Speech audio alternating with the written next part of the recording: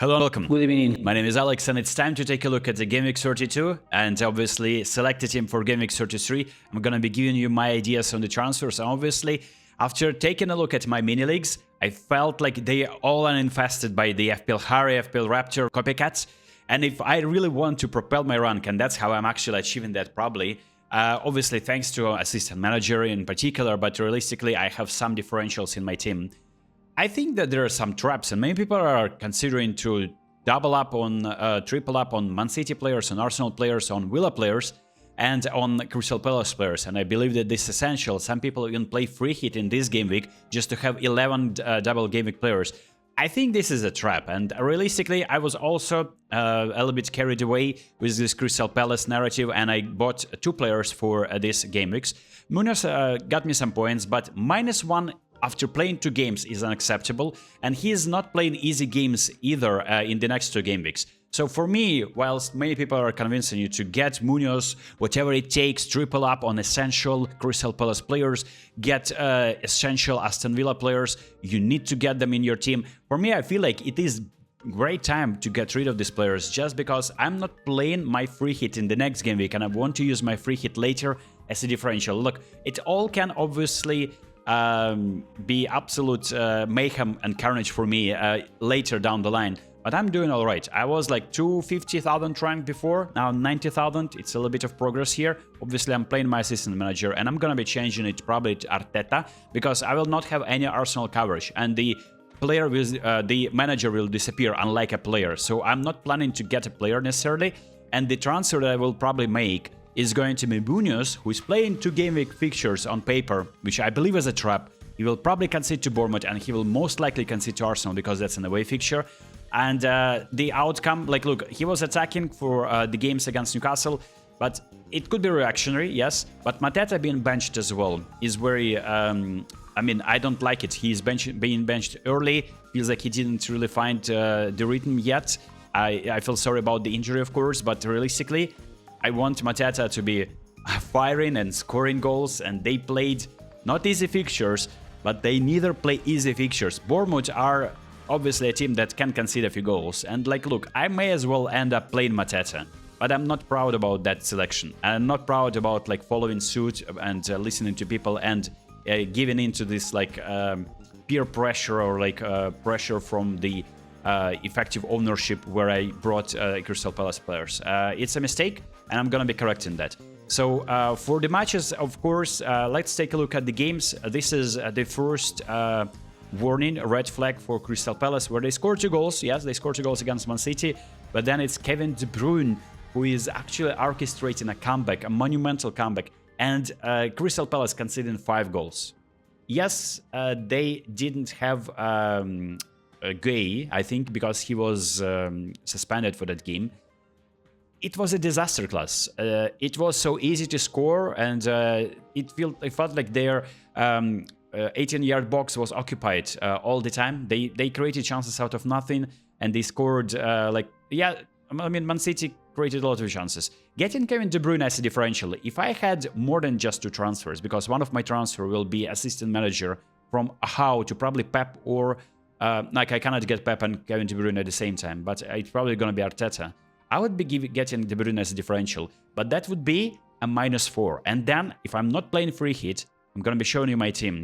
So this is the team for Gameweek 34, which is where many people are using their free hit.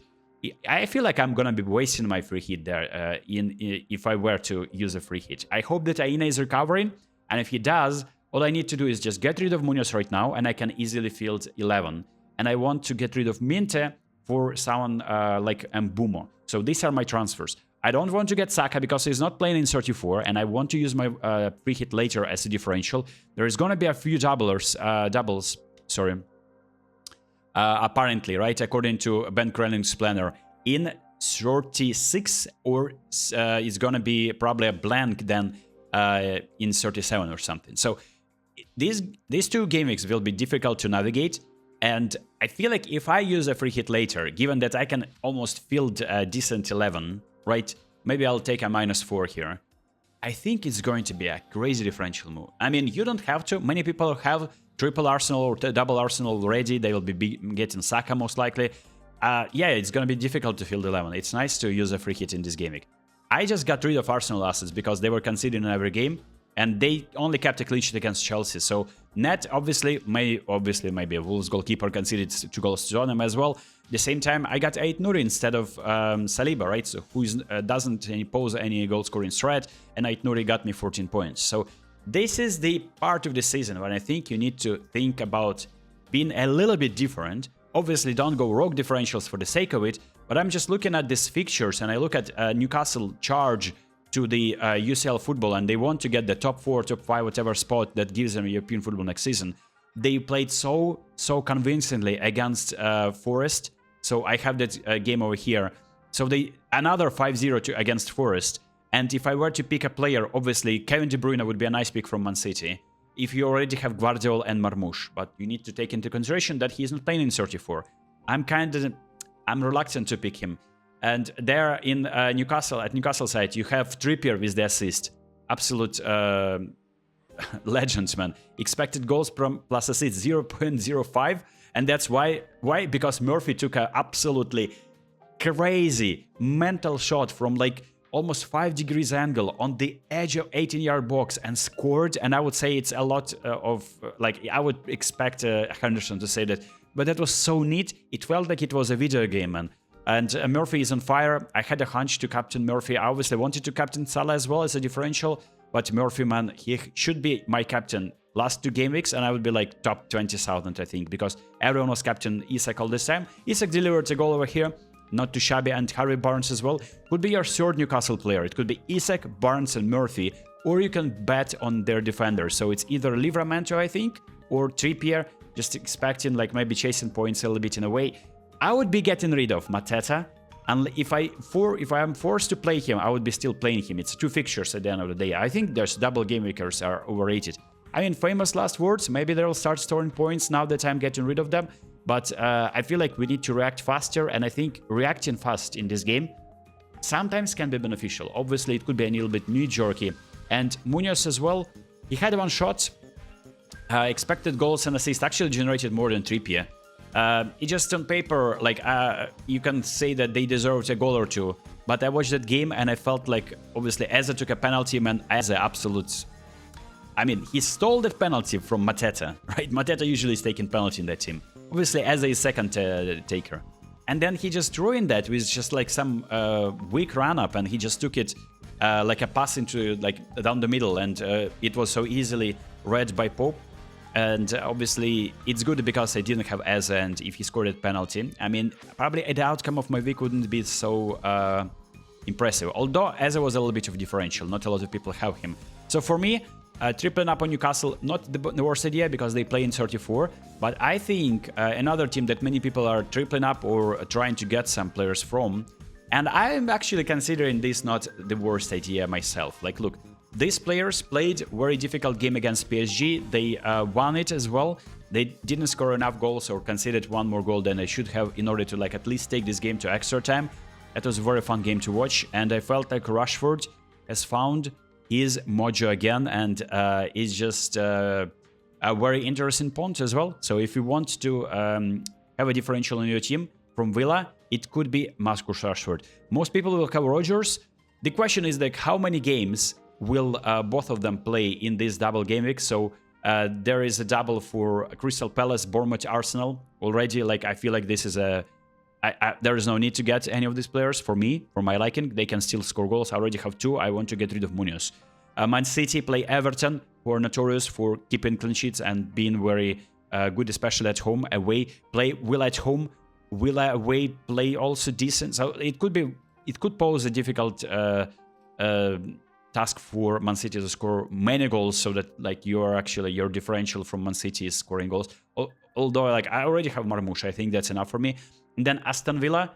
But look, getting a City player later could be actually not a bad idea. So I may as well just get Kevin later. Getting Aston Villa players against Newcastle at home and Man City away. I don't see, like, these fixtures are not easy. Besides, in addition to that, Man City will play in the FA Cup, right? Then there is Crystal Palace, who just play bad. And I think they also will play in a cup or something, right? They progressed. So And then there is Aston Villa, right? So which just played against PSG, and they will probably give a rest to some of their players against Newcastle. And then it's a difficult away fixture against Man City. Man City also chase, like, the Man City have something to play for. That's what I'm trying to say. My differentials that I thought that they could crush Leicester, that's why I had Minte, only 2 points. And Elanga as well. I noticed that that is a big mistake from me as well. I played Elanga on a yellow flag ahead of Semenyo. And I just was kind of disappointed with Semenyo. Semenyo wasn't really, I don't know, wasn't really delivering for me. And this is just like chasing points. I just don't like it at all. So for me, out of all of these doublers, the only double is good is for Arsenal, realistically. They were playing very solid football against Real Madrid, beating them twice. And it feels like they still need to keep up a little bit. At least, I mean, are they interested in getting number 2 spot in this league? Is it just number 4 just to get Champions League enough for them? Will they be fielding like academy players for Ipswich game away? I don't know. But that Crystal Palace fixture, I think at least in one of these fixtures, Saka can be scoring easily because he'll be getting some minutes. And of course, maybe some of differentials that you have picked can be also scoring. So I will cover that Arsenal with Arteta. Hopefully he will win both games. But which players exactly going to be playing? I don't know. So that's why Liverpool playing Leicester away, then they play Tottenham. Tripling up on Liverpool is not a bad idea. So I can easily either get someone to replace my... so the idea is, this is my team. I will be looking for the game week number 33. So I can either play it like this with one transfer in mind, where I'm getting rid of Munoz for Bradley and play triple Liverpool against Leicester and hope that they keep a clean sheet.